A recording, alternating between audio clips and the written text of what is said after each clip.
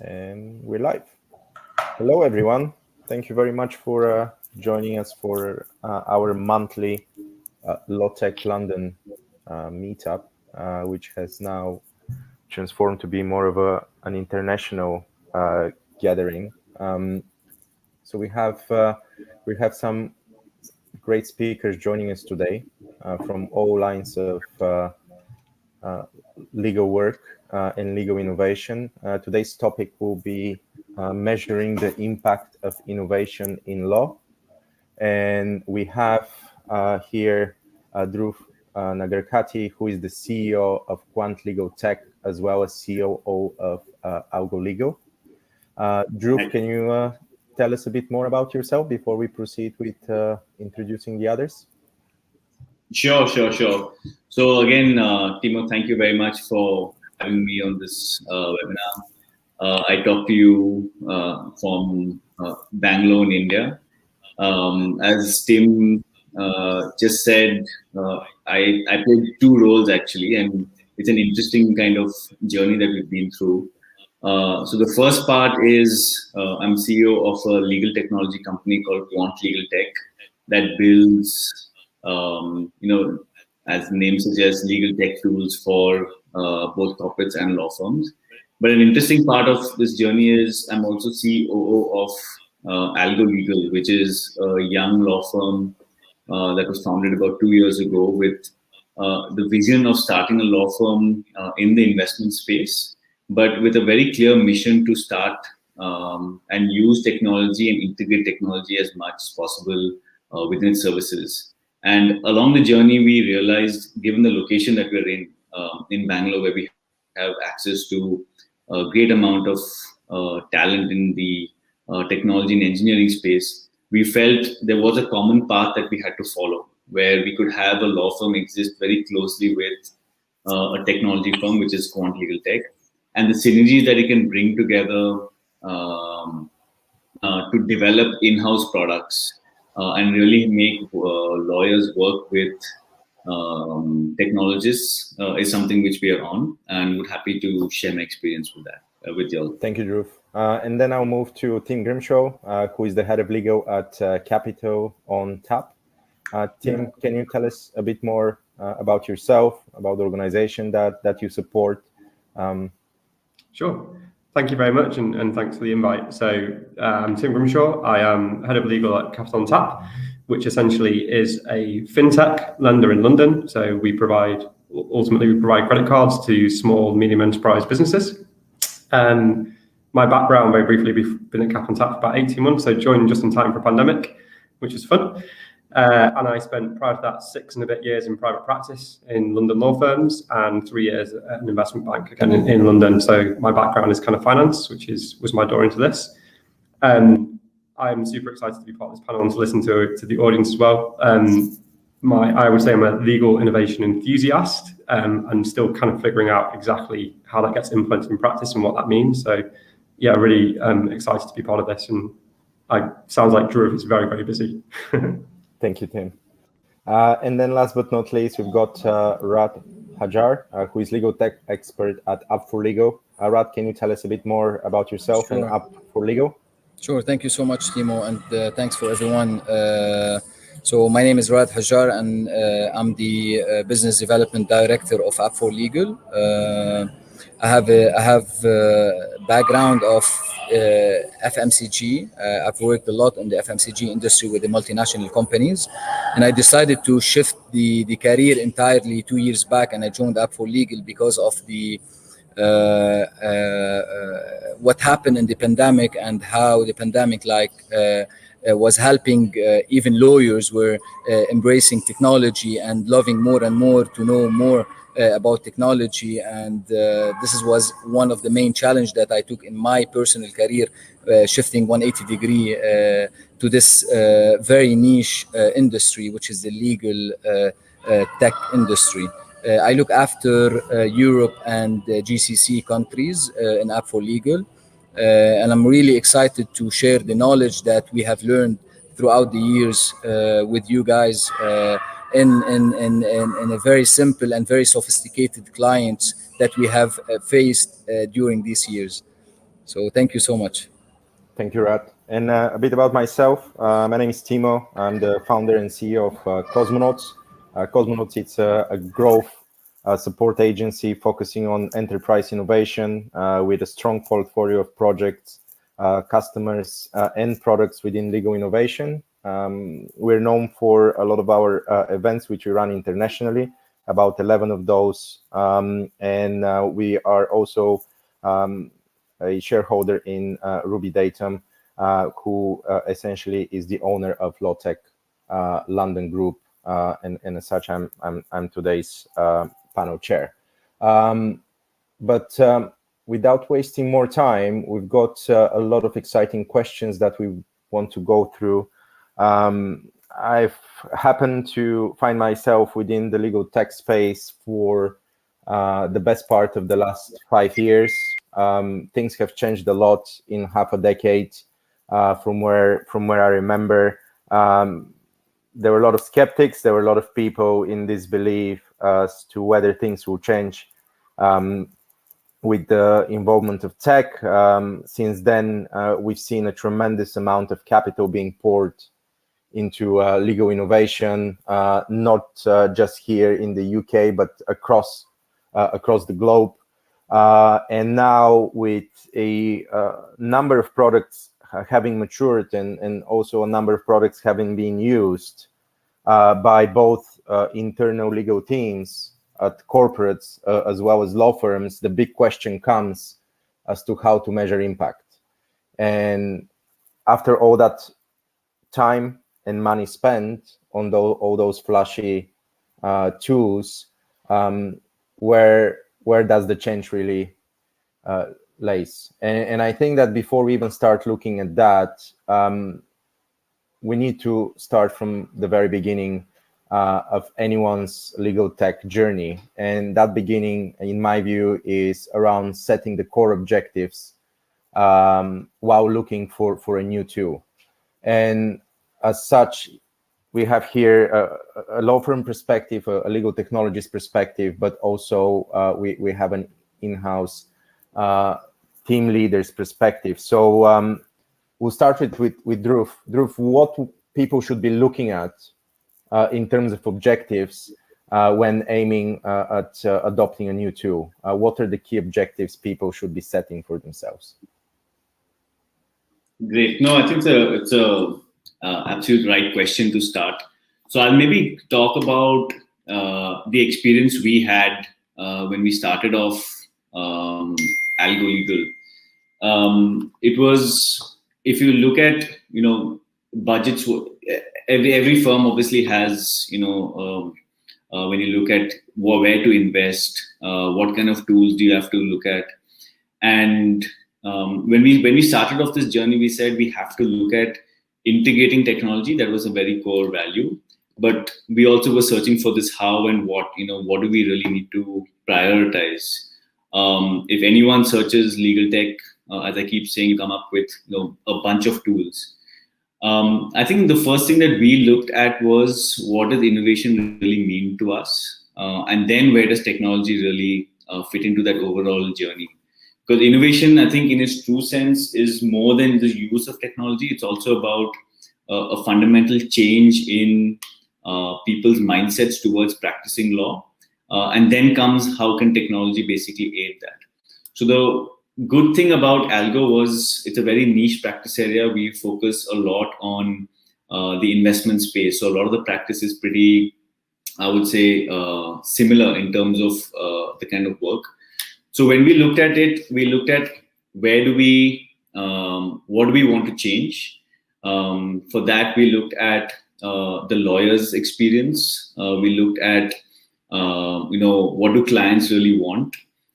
Because in the end, if you use technology, you're either trying to solve people's, we keep coming to efficiency and things like that, but we want to make lives easier for lawyers. But at the same time, it has to have can it provide a different experience to lawyers, to our clients? So I think we spent a lot of time in figuring out what are our clients' objectives, right? If you look at the venture capital space, people want visibility into transactions, they want speed, They want to know where the transactions are.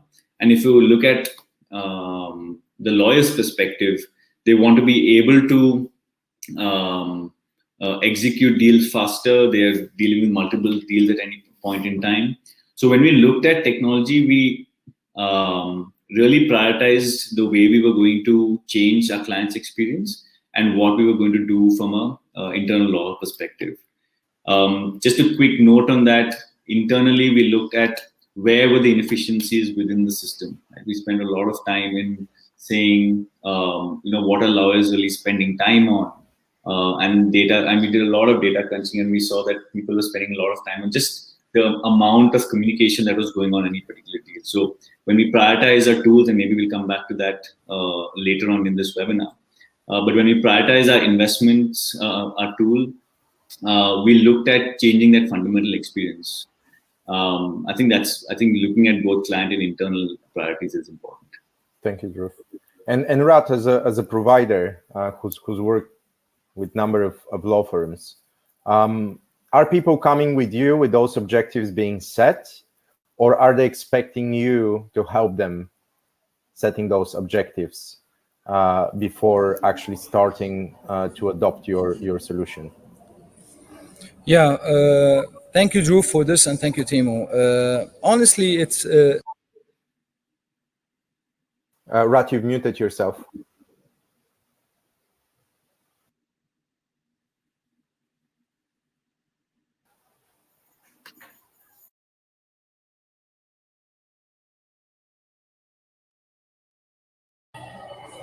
Yes, can you hear me? Sorry.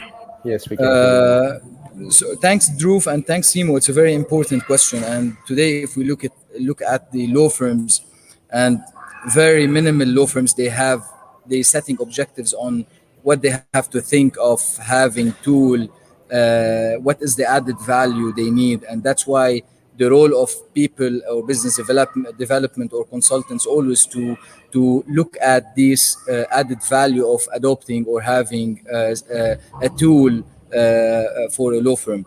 So, for example, we had a couple of law firms that has a lot of let's say old school or elder people. They've been working and practicing the law since long time, and it was very challenging for them to understand what they need and what is the exact tool that they're looking for, and what's in it for them, what's the big picture of it. So some of them that asking for, okay, I'm having a pain of generating a conflict of interest report. The others like, I need to collaborate. I don't have visibility. I can't retrieve information. So the answer is most of them know they don't have exactly 100% what they want, but the role of our consultants is to be a consultant and to Dhruv, I see that it's just you and I think that both. I'm still here, but I've turned off my video because my internet. Oh, you're here too. Okay. I think we just had we just had Rad drop off, but maybe we can then move on to you, Tim. I know that you've just sort of in a process of not just forming your team, but also forming the key objectives when it comes to servicing the business that you're involved in. And I know that you're passionate about legal innovation, and I know that you've got a roadmap at which you're looking, which involves legal innovation. So, from your view, what are the key objectives that, as an in-house counsel, you're looking at? So I think, look, I really, as an aside, I really enjoyed one of the points that Dhruv made, which I think you first. An aspect of this is mindset, right? Like I'm sure we've all seen the quote somewhere, which is you automate a bad process and you end up with a really bad process because you just maxed a bad process. For me, I think the way this is a hard question. The reason it's a hard question, I think, is what it comes down to for me as an in-house lawyer is what's the value proposition of in-house legal. And I think most people will acknowledge that a part of that is defensive. It's defend the value that the company, the business has created. And then there's also the kind of the offensive aspect, which is what's what kind of growth and commercial advantage can a well-functioning legal service and legal team bring? So I would always, when thinking like, what are the core objectives? What do I need? What do I need a new tool to do? What do I need it to solve? I would always be looking at it in the context of that legal value and that legal strategy. So that would be looking at what's the risk heat map of the business and calibrating the risk of the business, seeing where the pain points are. And that's great from a defensive perspective, kind of your legal innovation, risk compliance tools and things like that. But also the kind of how does it help the company grow? How does it bring value to the company? Let's say it enables us to generate and execute key contracts with key suppliers quicker. Like for me, that's a great advantage, right? That's an easy proposition value because I think like a lot of in-house teams, I am somewhat in control of the legal budget, but it's not wholly.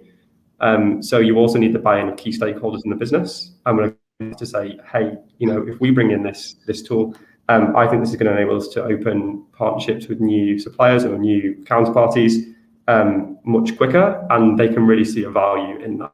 So I think it's the objectives tie-in should be tying in with what the value the in-house team is bringing, the in-house legal team is, and that for me again should be directly tying into the kind of the business wider view in terms of growth and developing value, and also kind of defending the value that's been created. Thank you, Tim.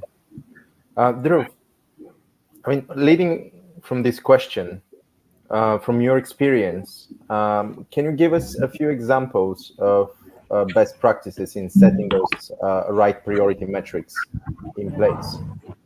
Yeah, sure. So actually, just leading on from your previous question, actually it reminds me of this one comic strip I remember coming across, and you have one character coming up across the lawyer and saying, hey, we need to change your mindset. And the person says, yes. He said, but I wish you actually solve the problem rather than you making me think about changing the way I think about that problem. So I think sometimes what is important is first understanding where the problem really lies, rather than approaching it by saying there has to be a problem, now let me go and try and find the problem. So let me talk about our experience, right? When we did our data analysis and we structured our timesheets in such a way at the law firm which gave us extremely granular data, right down to not just how much time they're kind of spending time on drafting documents, but how much time are they spending drafting the first document, or how much time are they spending in reviewing documents. Then when it comes to due diligence, how much time are they taking to just coordinating the process of a due diligence, and then how much time are they taking to review the actual due diligence documents. So when we took this data, and we were lucky to kind of have a lot of data because of the kind of work that we were doing, it gave us some insights in terms of trying to prioritize the problem that we were going to solve. So when we looked at investing in a tool, for example, we said, let's try and get everyone on a platform, because I think if I remember correctly, we saw that almost 12% of lawyers' time was spent on just communicating between all the different parties. Whether it was on a due diligence side of a transaction, or whether it was actually drafting a document and sending the document back and forth. So we said, okay, let's try and solve that problem. Let's try and say, can we streamline the process, because the process was pretty defined in the kind of work that is. So can we get people following a workflow which allows them visibility into their own work? And then when we looked at coming back to what I was talking about earlier, when we looked at what the client wanted, was can we find an interface where we can communicate as in real time as possible to clients, saying what we are doing, because it's that opaque barrier, right, that exists between clients and lawyers.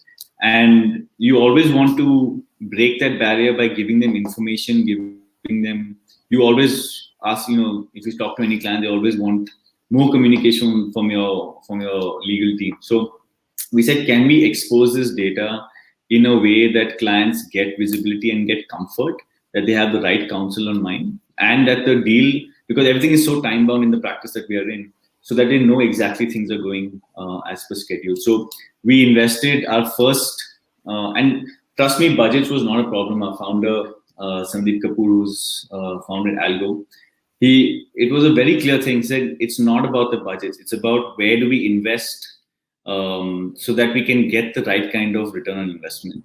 So we thought of, let's try and build the collaboration platform where we can get all parties on the same platform. And then as lawyers become more used to it, as we kind of give that information back to clients, we felt that would give us the biggest return on investment.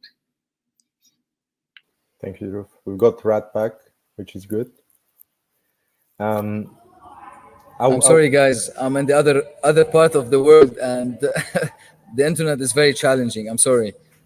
I'm not sure if I answered, Timo, your question, the first question. You did answer it to a certain point, and then we've lost you. So I was just quickly, I was saying that there's no, it's very rare, and it's barely you find people setting really the objectives of embracing a legal tech solution or legal practice management solution.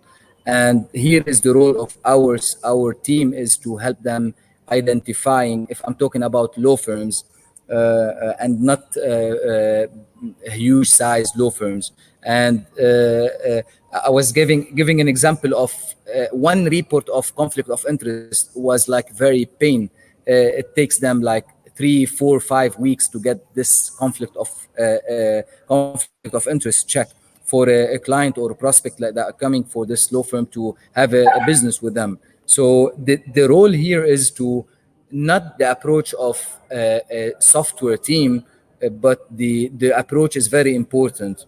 The approach of lawyers or legal tech experts to approach and help them, show them the added value of embracing this tool, because you will increase visibility, you'll increase collaboration, you'll increase a lot of other things that will affect directly the time spent or the effort spent on anything, be it contingency or non-contingency things you're doing. Thank you, Rad. I mean, that's all true, but we set the right objectives, we allocate, and we find the right tool, we engage the right experts, but that's really just the beginning. I always feel that the most important and difficult aspect of legal innovation is adoption, implementation, training. And exactly, it's a journey. It's a journey, Timo. It's a journey, and the company has to be always beside different profiles of a law firm or in-house legal department to show them, because you have involvement with different departments, you have involvement inside the in-house legal department or the law firm.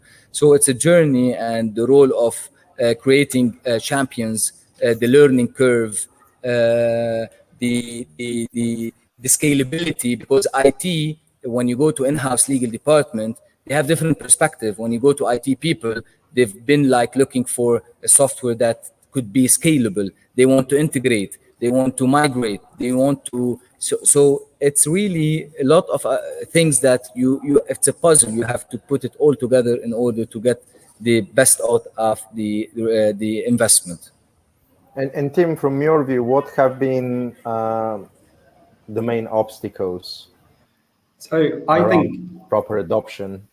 I think I'm probably one of the main obstacles initially. I think probably like a lot of traditionally trained lawyers, the space has been shaken up a lot in the UK in the last 5-10 years and become a lot more exciting. But I think there is a trend towards conservatism with a small c in terms of approach. I think, again, obviously I'm hugely generalizing and I'm including myself in this. I think lawyers perhaps aren't as adept at people like IT teams and software teams at seeing marginal gains. I think there's this kind of view, certainly I have to kind of check myself on this view to think like, if I can't find a perfect cure that solves all of my problems, then I don't do any of it.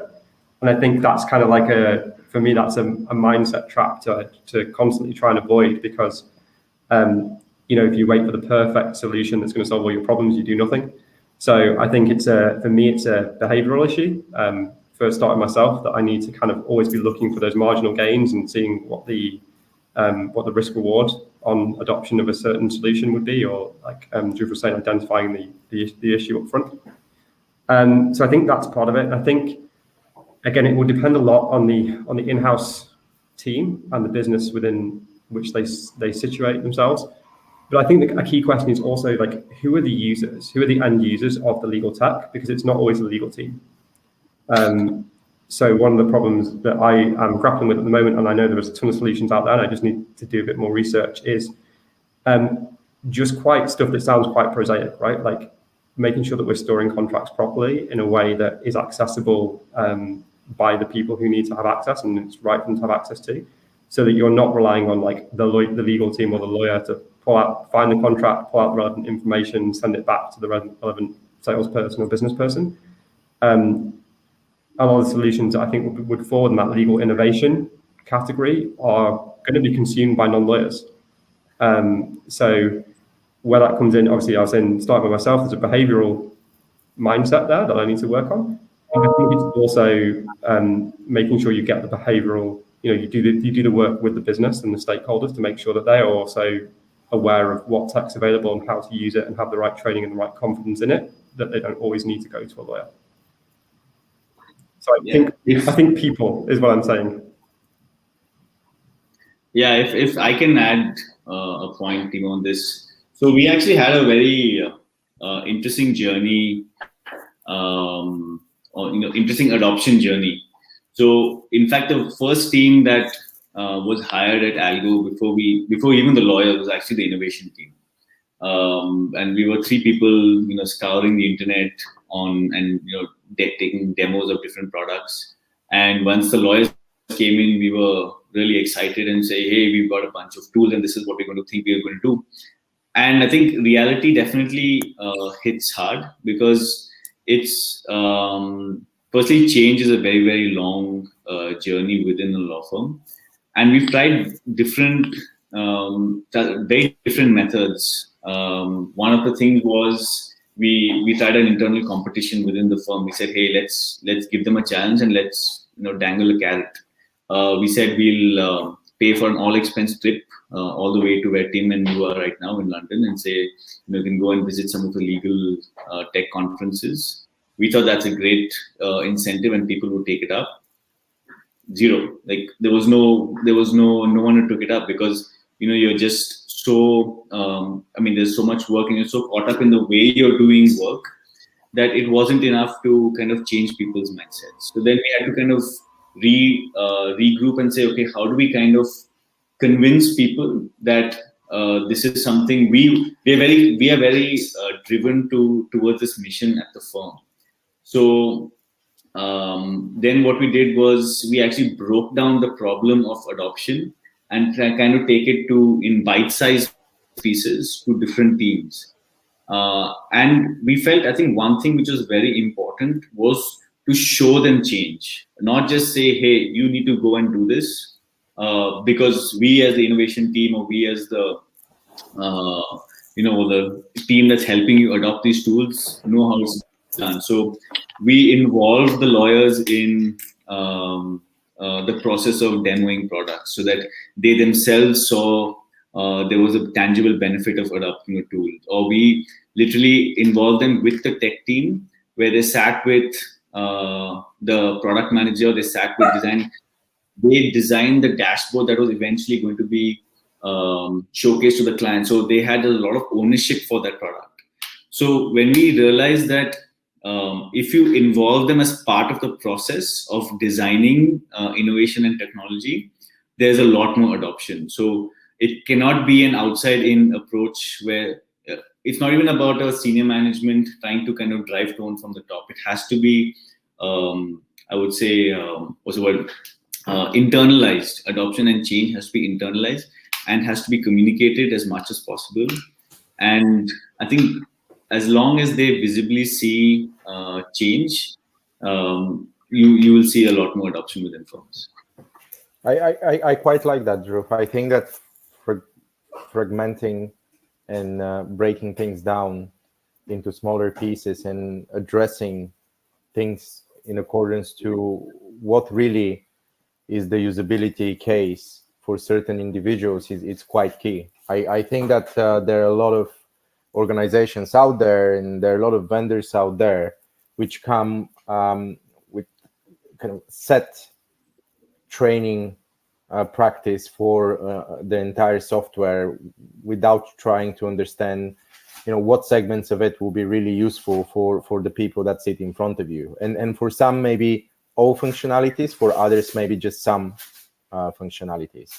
And I think that if you're able to take time and understand that, and if you're able to take time and also understand what is the tech literacy of the individuals that you've got in front of you, because for me, technology is a language, and some of us speak that language better than others.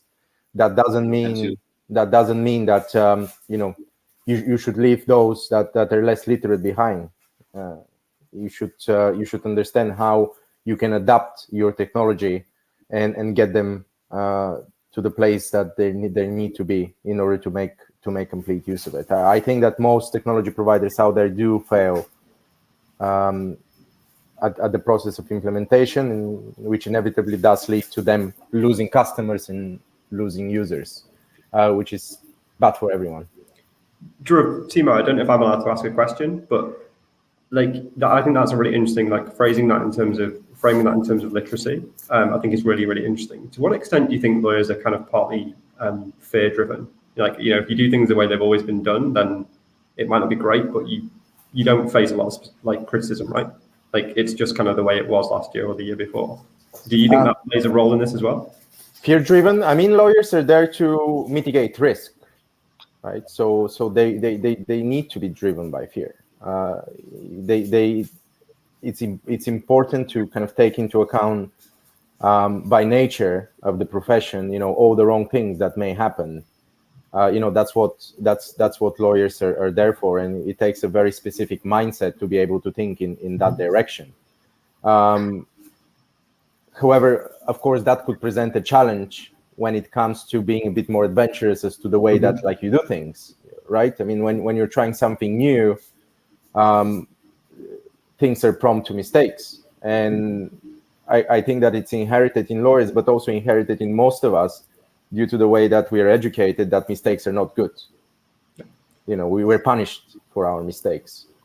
So you have to be open to it. And I think that it's also a matter of leaving room for those mistakes and being careful as to what can be allowed to have errors within and what shouldn't be. So that's my view. Making sure that you address the segments within the legal team that even if mistake happens, it's fixable. Yeah. And for me, I think. Sorry. No, please carry on. I was going to say, for me, I think that again that comes down to the vision and the strategy of the legal team, which obviously will be different in different. I'm talking from an in-house perspective, so it will be different in a private practice perspective. But I think that's why, again, kind of my general view is that kind of value defense aspect of an in-house lawyer's role is kind of that muscle is very well developed. We all know, protect equity, don't let things go wrong.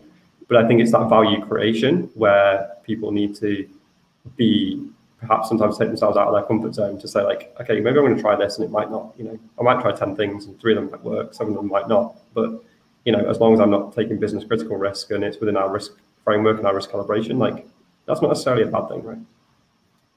Yeah, I think one thing I will add, and I'm putting on my Quant LegalTech hat now, because Quant has products in the regulatory risk and compliance space. And we also have a contract automation software which helps companies digitize contracts. And we have customers in India who are outside of the law firm fraternity and more general corporate. And I think sometimes they don't realize a problem when we kind of talking to them before they even know it's a problem.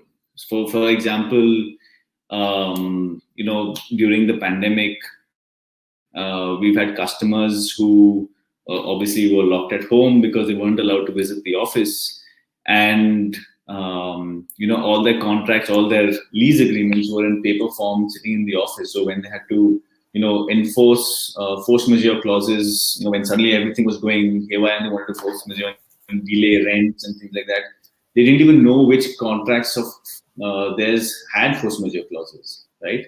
Because it wasn't digitized, they didn't have access to it. And that's when the problem really hits you. And it takes someone to communicate that problem clearly and identify the problem clearly. And when people start seeing it as a problem, then I think adoption is really, really fast. Even a compliance tool, right? Like we have a client which has adopted this compliance tool in 786 branches. India is, of course, huge. They reduced their compliance costs by almost 70% just by streamlining processes. It wasn't even about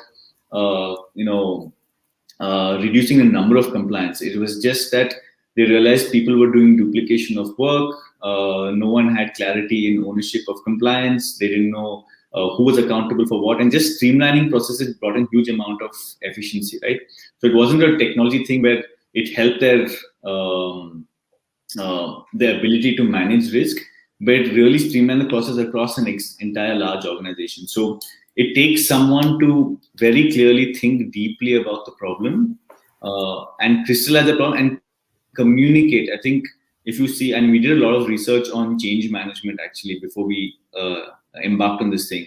The number one reasons most change management programs and technology adoption programs fail is not because of the budget. It's not because of management buy-in. It's actually communication. It's are we communicating the problem every day? Are we showing them successes every day? Are we showing them that using technology is possible? And so you have to over communicate the problem once you've identified the problem, and that really makes a difference. And then everything that you spoke about, Timo, whether lawyers are conservative about the approach to law, actually becomes a secondary problem, because now you're really defining that problem and you're showing it to them upfront, and they're seeing this and living this problem on a day-to-day basis. Thank you, gents. Moving on to my next question. Good to see that Rat is back on.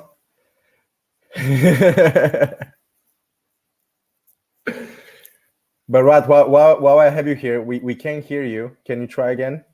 Because we caught on a really interesting question here, which was around obstacles to implementation and adoption. And it will be good to hear from you. When working with customers, what do you feel have been the most difficult parts in getting people to actually use the tool that you're selling? Rat, I can't hear you. Guys, can you hear Rat? Is it just me? No. Okay. Well, we'll bear with you there for a second, and we'll move on to the next question. And once we get your audio. Can you hear me now? Yes, we can. Here you are. Yes. I'm sorry. Sorry, guys. Apologize for. So I was Where are saying. You based, Rat? Where are you based? No, I'm based in Dubai, but now I'm in the very far east, in a place very, in the near Sri Lanka, and in a place where I have a wedding there. So, but I wanted to be in this webinar. Is it I'm your sorry wedding? for that. No. So it's my cousin's wedding. Okay. So congratulations. yeah. So, thank you so much. So I was saying that. What's the obstacles of adopting? And there's many challenges, be it the age, the vision of, if we're talking about law firm, it's different than when you talk about in-house, because in-house, when you go and tap on what is the vision and mission of the entire organization, and then here you can position your approach better than having a law firm that has 1, 2, 3, 5 partners, and it's a different game. So if we're talking about the obstacles in the in-house legal department, is are we aligned with the strategy? Are we aligned with the entire organization strategy in terms of digitization, in terms of moving into a platform that speaks with the core business system of the organization. And here, one of the obstacles is the challenge with when you pitch for the IT team, because the IT, they see things from a different perspective, while us as a legal tech experts, we see it from a different perspective, and we need to sell it in a way shows the added value for head of legal or any legal practitioners in this legal department. So in the law firm, the obstacles is the usage and the adoption and the continuity and the honestly the presence of the company that is selling this software. If it's not available, if it's not, there's like, a close follow-ups on this digital transformation, then you will have a challenge of adopting the solution and using it. And then you see that things will get back to the old and traditional way of using Word and other tools that are not pure legal tech, legal practice management solutions. It's a collaboration tool that will help you to collaborate on top of one document. So yeah. Thank you, guys. Thank you.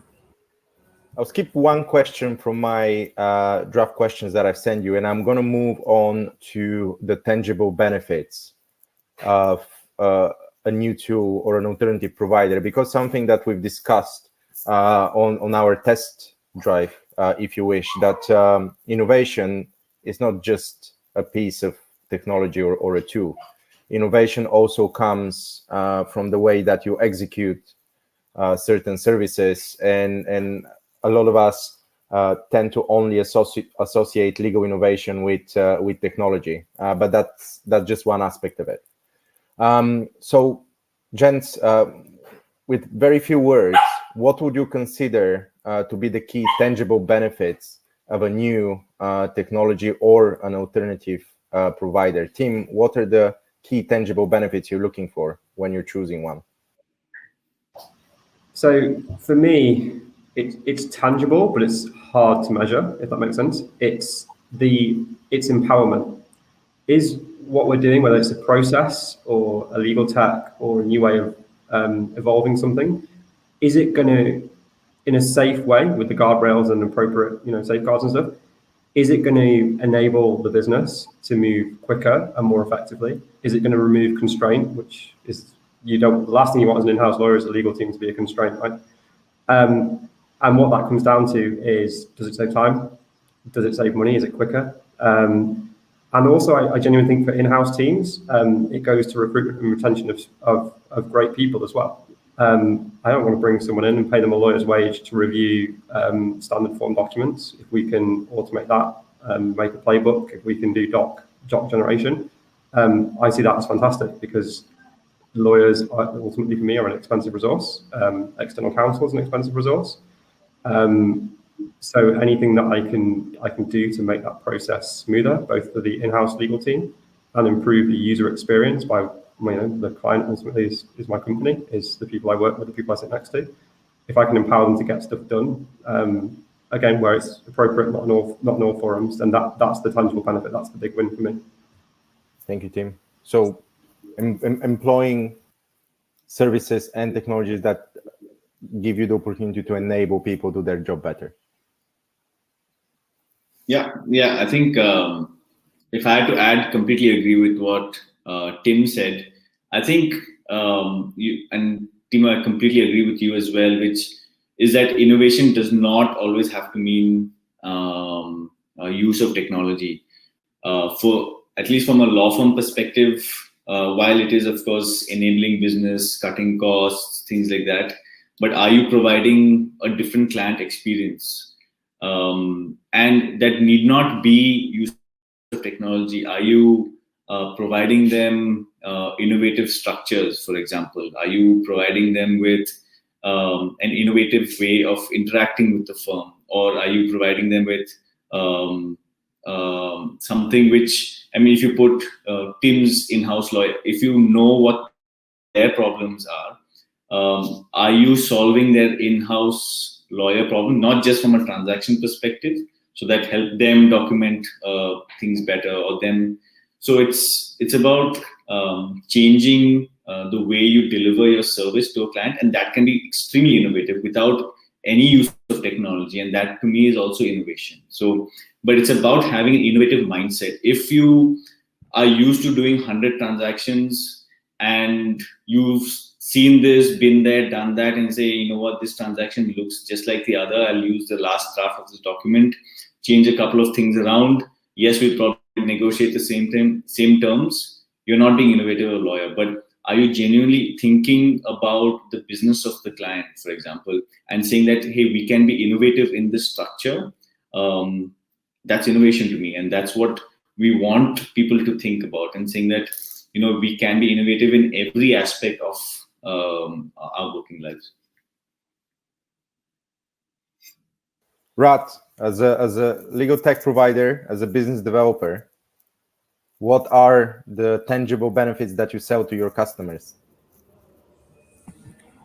Very straightforward is what we save for them in any transaction they do, in terms of time and what is the value of this time. Honestly, we've done one of the case study, business use case, and for the in-house, how much they've been using or spending time on generating a contract, collaborating, retrieving information, getting reports. And we showed one of the clients that really big value they've been saving while using a solution that will help them. If I'm talking, because most of when you say documents and transactions, most of the in-house, they do a lot of contracts. And when you have, and what is the strategy of the company is having, especially for legal strategy, is having everything in one place. We don't want isolated tools.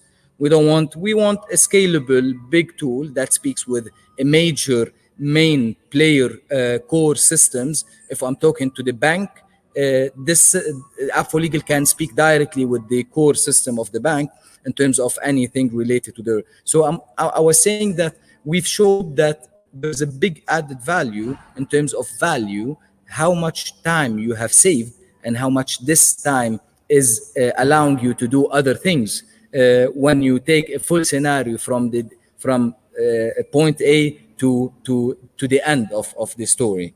So there's a lot of benefits, and really time spent and the value is number one, to show them what is the saving time, the money that you're saving, how, and the most important today, how can you able to generate reports, how you can retrieve those reports, because in most of the, if I'm talking about in-house, most of the in-house are considered as a cost center, because unfortunately they don't have the proper tool to show how much they're serving other departments and other subsidiaries, how much they are doing for them, how much they're spending time, how much they're spending money on them to do the charge back.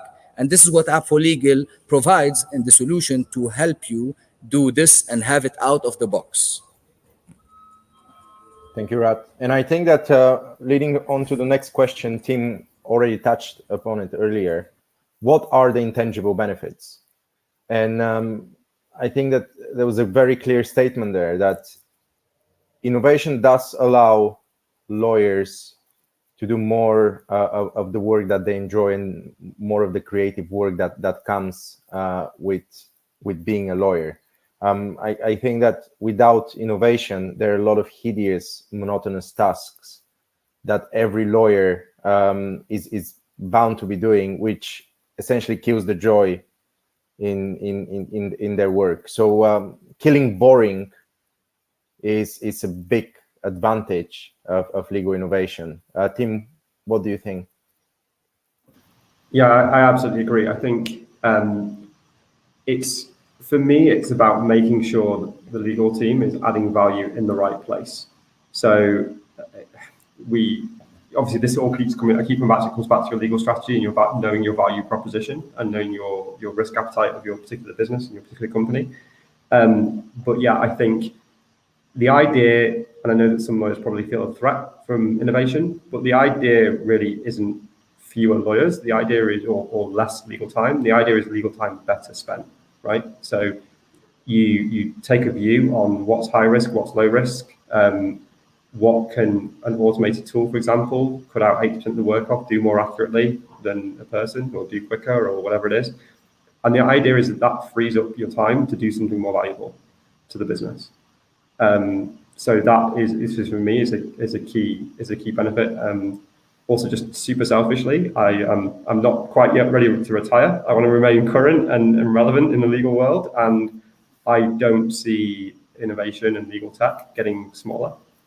It's going to grow in importance, and I think there's a potential future, right, where lawyers are also sitting hand in hand with IT and dev teams and coders and using that kind of, maybe no code software, but using that same kind of logic. Thank you, Tim. Dhruv? Completely agree with Tim. I think would add one thing. I think it allows, as you were talking about the intangible benefits of innovation, I think it just allows you to position yourself sometimes as well as the business differently. You come across just trying to be innovative with your clients or internally allows you to have that added advantage, I feel. I know many clients that we've worked with, however much we try, whether it's a small interaction with some of our tech tools or, some of our kind of solutions that we've given, they see you in a different light. And that has multiple tangible benefits, right? Intangible benefits, whether it's more client referrals, whether it is kind of building a stronger bond with your client because they know you're thinking about them because you have this innovative mindset. They can bounce ideas off you.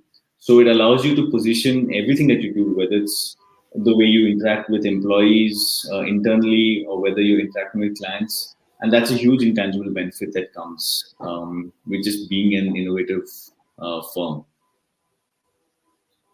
Thank you. And guys, do you think that technology has brought back the buzz in law? Do you think that there are more people looking at law as an exciting discipline? Sorry, I'm going to take that, Tim, before you unmute yourself. I don't know. I don't think technology, in our experience at least, I don't think technology is driving people's interest in law differently because technology is there. But I think it's very important that students are exposed to technology during their law career. So at Algo Legal last year, we launched the first LegalTech innovation course with one of the leading law schools in India, and it was literally the first time something like this was done within a law school. And we showed them products, we showed them how different law firms, and it wasn't restricted to Algo, right? We showed them how different law firms have adopted legal tech tools. What are the legal tech tools out there? There's contract, and you just take one contract. And that's a great example we had. You just take one contract. There are multiple tools that can work around. There's contract drafting, there's contract editing, there's contract lifecycle management, there's contract storage. So everything, there's so much innovation happening around just one piece of what a lawyer sees on a day-to-day basis. But it's important that students going through their law degree are exposed to this because tomorrow's lawyers, and I know I'm copying that term from Rishit Susking, but tomorrow's lawyers are inevitably going to be exposed to technology tools, and it's important that they get a taste of this during their law degrees. And I'm sure some of them who are already technology bent of mind because of the exposure of what they're doing normally will have a say in how they kind of shape their careers. But as I said, I don't think it's making law more attractive, not in our experience. But I think it's an important thing that all law students have to accept and adopt. Let me add on Dhruv. Sorry, Timo. Thank you, Dhruv, for this. And with the how the world been changing for the past couple of years, and the legal or the law as a major to cope with this advancement of having let's say new businesses, online businesses, and a lot of new things in the market that require to have a legal regulations and laws for those to arrange. And that's why you see that in the law faculties, a new majors in the legal has been like raised. And part of, as Dhruv said, I think the game is how we can educate law students from the beginning, how they can bring added value beside the technical things that they know, business things to bring into the world of the work, being in a law firm or in-house legal departments, how those lawyers or students brought into those businesses and added value. And part of the business that App for Legal is doing as well, we've been and we are finalizing with Harvard Law School in London a course with the law students on adopting the legal tech as a course. So those are, and for me, I call them entry point consumers, entry point users, where they will bring the innovation to those organizations or to those law firms.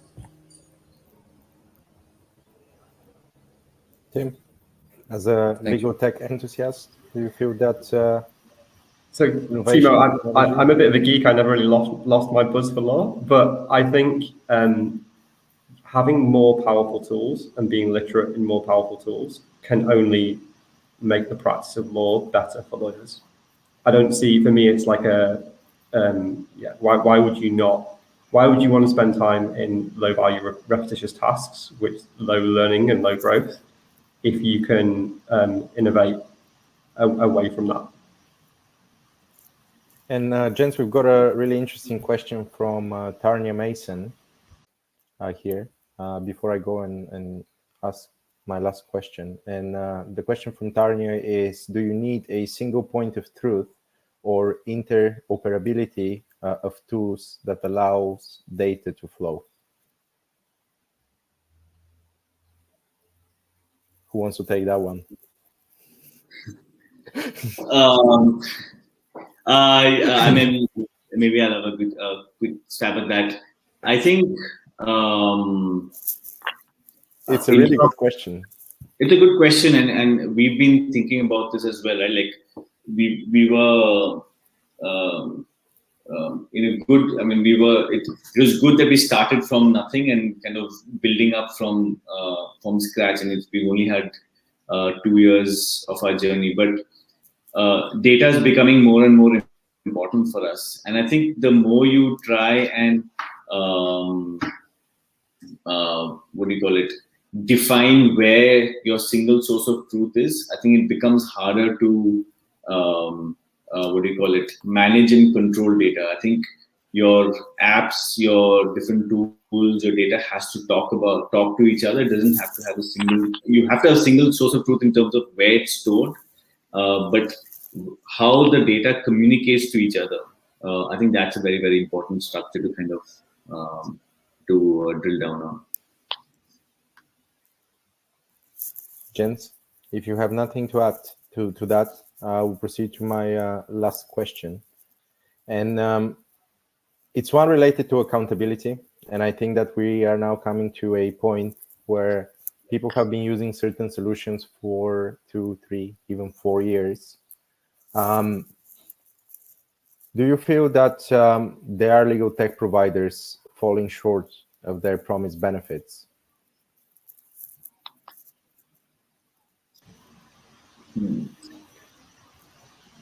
Why don't you go, Tim? Can I cheat slightly, Timo? So what I would say is I have been consuming legal tech and innovation indirectly, probably without knowing it. For the law firms that I've been working with or external counsel we use are to a greater or less degree using legal tech and legal innovation. I would say, from my just anecdotal experience, a lot of that benefit hasn't yet trickled down. if I see a law firm or an external counsel trumpeting how much they use legal tech and legal innovation, how it's really exciting, I need to see that in the delivery of the service. And I think that's, for me, there's some work still to be done there. I mean, like, you are the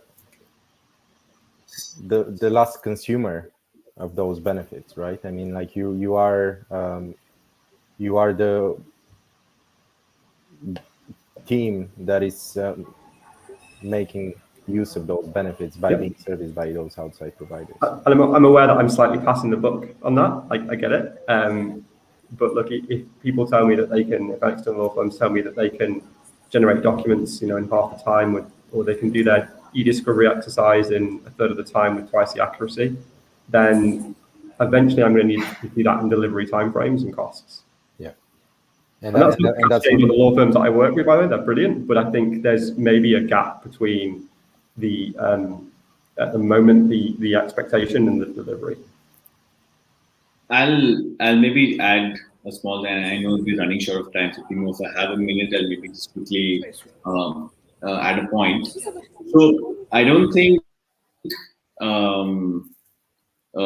legal tech providers necessarily fall short of promised benefits. I think what happens is sometimes products are solving too small a problem in the larger problem that you typically face, right? For example, if you look at the transactions that we do, when we looked at tools, there were fantastic products for various sections of the transaction. There was a great product for closing of a document. There were great products for, data rooms. There's great product for document automation and extraction. And there's great product for document storage. But if you, as a law firm, if you wanted to adopt all of this, then what happens is you end up with so many different ones. Your budgets have skyrocketed, and then you have different products not talking to each other. So I don't think they always necessarily fall short of promised benefits. I think sometimes they don't look at larger problems that firms are facing, and that's where sometimes I think things fall short. One thing I always keep referring back to is sometimes, and it happens a lot in the edtech industry actually, is you sometimes have very smart people who are outside of the ecosystem and they build products, and it invariably becomes what we used to say tech ed, or now tech legal, because the tech comes first and the legal problem comes second. But you have to switch that around. You have to make it a legal tech problem, define the legal problem which is as big enough as problem, and then the tech can really solve for that. So I think you have to be very conscious of those things. And I think, let me add one more thing about today, legal tech companies, they have a strategy, and they're not like, if they're SaaS and they're like not doing a custom made system for a particular organization. And here is the shipping of the features or the benefits or whatsoever asking for is sometimes not accurate because of the strategy, because of, for example, we've been asked a lot of many times of doing particular things for clients, let's say in an insurance, and they have issue with the collections, and they have issue with a lot of things that are particular for this client. We do it, but today the strategy is very important for us as having an out-of-the-box tool that answers all the aspects of a legal practitioners, be it in-house or law firms. This is a question of really strategy on falling or not falling, or answering on the needs that I've been asking for from a client. So it's a matter of strategy as well. It's a matter of strategy. If we drop it, we say no, we can't do it, but we can. It's there. There's an option have in the system to answer the needs before into making a they call it a technical depth. So you'll imagine everyone asking something, and you'll end up having a solution that is having a lot of depth that you will never get rid of it. And I wish to touch on two statements here, one by Tarnia and one by Sharon Jot, which is around honesty and real usability. I think that a lot of vendors out there, and I work with very few, tend to put forward future benefits, which may still be in development. I think that it's quite key to be realistic as to what your tool is capable of at this very minute. And of course, it's important to share a roadmap of future benefits. And that roadmap only comes with further usability by the customers, which in that case is the lawyers. And I think that, you know, having that openness and honesty will actually bring you closer to those customers as opposed to alienating you. I think that there have been a number of instances which I've heard where people buy a tool which they've been told can do X, but actually it can't quite do X yet. So that's quite key, and that honesty actually will allow you to win customers as opposed to anything else. I mean, most people who are reasonable understand that those solutions are still quite young. You know, we're not talking about technologies that have been with us for like decades, which is the case with other industries. And clearly identifying what are the key benefits of that technology and whether those key benefits do support the key objectives is quite key. Don't oversell, because overselling will only lead to you losing a customer. And as we all know, one thing that's worse than not winning new customers is losing existing ones. 100%. I think setting the right, sorry, Timo, setting the right expectations. So when you set the right expectations, no frustration. By all means. Because most of there's a lot of people, there's a lot of end users, let's say, or they dream a lot, and dreaming never come true. And in their cases, you know, there's a lot of things that it's too good to be true. It's not doable. Machine learnings and artificial intelligence, until now, it's a big topic for the legal and not yet 100% accurate. So sometimes you come to clients, you tell you, where's the, I need artificial intelligence, and I need, I don't know what. And really, we set the right expectations, basically. Setting boundaries around the bus in reality, right? So exactly. Guys, it was an absolute pleasure to host you this evening. Thank you very much for joining us. I know you join us from all across the world. And Rat, thank you very much for making it. Thank you so much. And apologies for taking time away from your cousin's wedding. No, it's okay. Thank you. It was an absolute pleasure. Tim, Dhruv, Rat, thank you very much. You guys have a nice evening and have a nice weekend. For our audience, thank you for joining us. It's been an honor and a pleasure. Thank you. Thank you so much. Thank you, Tim. Thank you, Dhruv. Thank you, Timo. Bye. Stay safe. Bye-bye. Cheers. Bye.